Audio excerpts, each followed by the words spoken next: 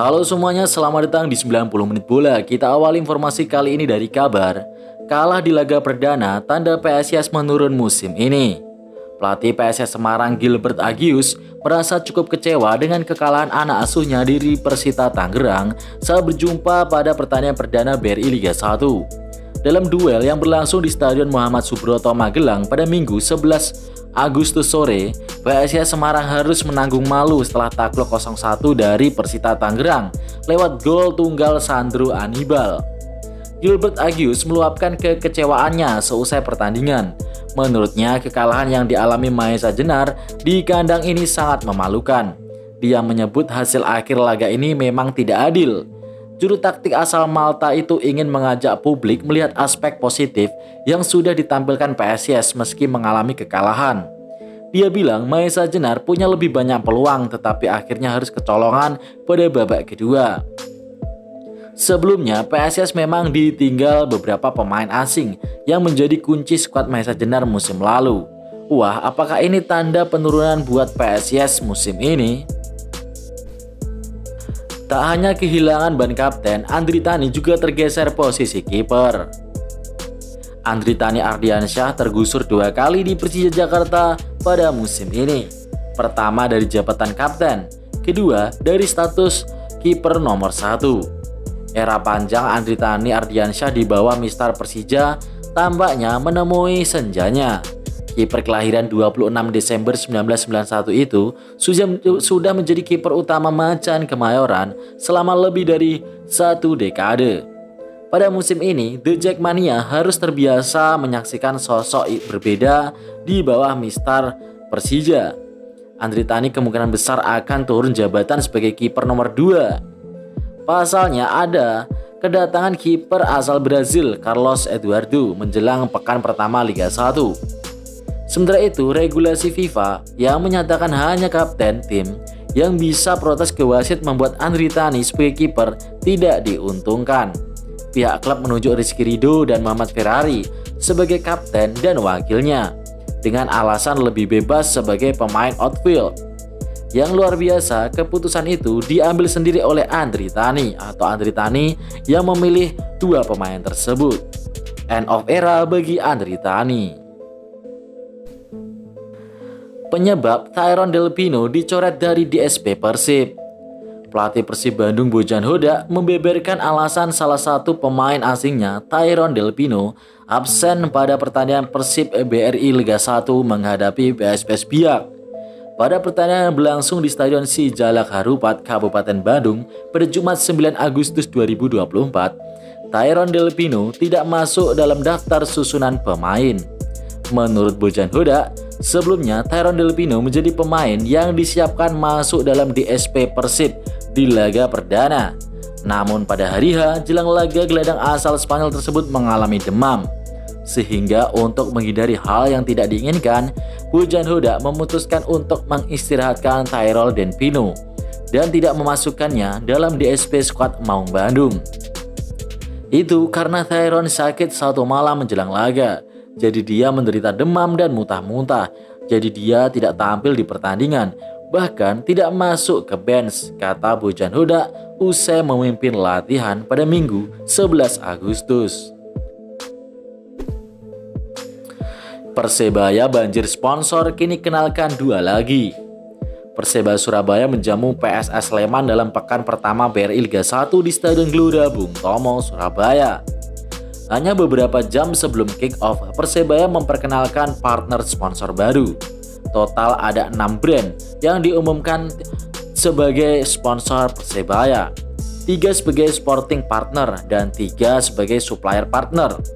3 sporting partner adalah Nusa Board, Parahita, dan Pirlo. Sedangkan 3 supplier partner Persebaya adalah Hope Physiotherapy, Nusanet, dan Flash Fitness.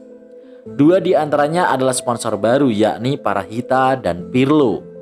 Parahita merupakan brand laboratorium klinik kesehatan, menjalani debut kerjasama bersama Persebaya musim ini. Lahir dan besar di Surabaya hingga sekarang tersebar di segenap penjuru tanah air. Parahita memiliki semangat dan visi yang sama. Sedangkan Pirlo adalah produk air mineral yang baru muncul setahun terakhir. Pirlo saat ini sudah mengiringi perjalanan para pemain Persebaya dalam latihan maupun keseharian mereka. Persebaya versus PSS jadi laga penonton terbanyak. Pertandingan Persebaya melawan PSS Sleman di Stadion Gelora Bung Tomo, Surabaya pada Minggu 11 Agustus tercatat sebagai laga dengan supporter terbanyak di pekan pembuka Liga 1 musim 2024-2025. Dalam laga perdana tersebut, total supporter yang hadir di Stadion GBT mencapai 25.000 orang. Jumlah itu lebih banyak jika dibandingkan dengan laga Persija versus Barito Putra di Jakarta International Stadium yang dihadiri 16.000 supporter dan laga Persib Bandung versus PSPS Biak di Stadion Sijalak Harupat yang disaksikan 11.000 supporter. Paul Munster, pelatih Persebaya, mengatakan rasa terima kasih dan mengapresiasi dukungan dari bonek dan bonita yang hadir secara langsung ke stadion. Pelatih PSS Sleman takjub dengan fanatisme bonek. Wagner Lopez mengakui kehebatan tuan rumah yang membuat timnya harus mengalami kekalahan di pekan perdana BRI Liga 1. Kami sangat susah payah di babak pertama. Kita tahu Persebaya tim yang bagus. Setelah dilakukan perbaikan di babak kedua, kita punya kesempatan lewat serangan balik, jelas Wagner Lopez. Wagner Lopez menyanjung supporter Persebaya, yakni bonek, yang memberikan atmosfer luar biasa fanatik pada laga tersebut. Ia menyebut hadirnya 25.000 supporter di Stadion GBT membuat atmosfer pertandingan menjadi luar biasa. Di sisi lain, dirinya memuji kerja keras anak asuhnya bermain di hadapan ribuan supporter tuan rumah meski meraih kekalahan. Ia menyebut PSS Sleman memiliki peluang di babak kedua berkat taktik serangan balik usai mengalami kebuntuan. Namun sayang, rencana tidak sesuai. Akhirnya PSS keluar sebagai tim yang kalah. Selanjutnya kita ke hasil Liga 1, Arema FC versus Dewa United. Arema FC dan Dewa United bermain imbang di pekan perdana Liga 1. Bermain di Stadion Supriyadi Blitar, Jawa Timur pada Senin 12 Agustus sore, kedua tim mengakhiri laga dengan skor 0-0. Kendati kedua tim saling serang, tak ada gol yang tercipta. Sementara itu pada laga ini, gelandang Arema yakni Julian Guevara harus ditandu ke rumah sakit dengan ambulans. Pasalnya, pemain yang berposisi sebagai gelandang itu mengalami benturan kepala dengan rekan setimnya Thales Lira.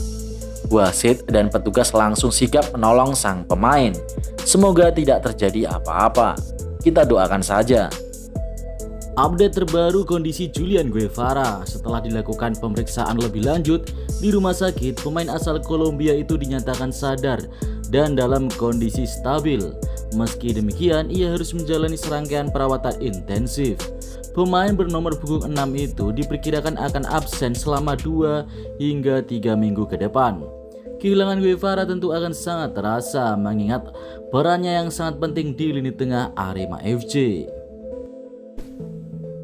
Hasil Semen Padang versus Borneo FC. Duel Semen Padang versus Borneo FC tersaji dalam pertandingan pekan perdana Liga 1 di Stadion PT IKA. Borneo FC menang 3-1. Pertandingan ini dipimpin oleh wasit asing asal Jordania, yakni Adam Mohamed. Borneo FC tancap gas sejak menit awal. Saat pertandingan baru berjalan 4 menit, Stefano Lillipali membekukan namanya. Rosenbergne da Silva mengadakan keunggulan Borneo FC memasuki menit ke-39. Di babak kedua, Leonardo Adriano dos Santos berhasil memanfaatkan kelengahan lini belakang Semen Padang dan menceploskan bola ke gawang. Semen Padang memperkecil skor pada menit ke-77. Ike Chukwu memenangi duel udara dan menyundul bola masuk ke gawang Borneo dengan memanfaatkan crossing dari sisi kanan. Skor akhir 3-1 untuk kemenangan Borneo FC. Dan berikut ini klasemen sementara BRI Liga 1, daftar top skor dan juga assist hingga pekan pertama.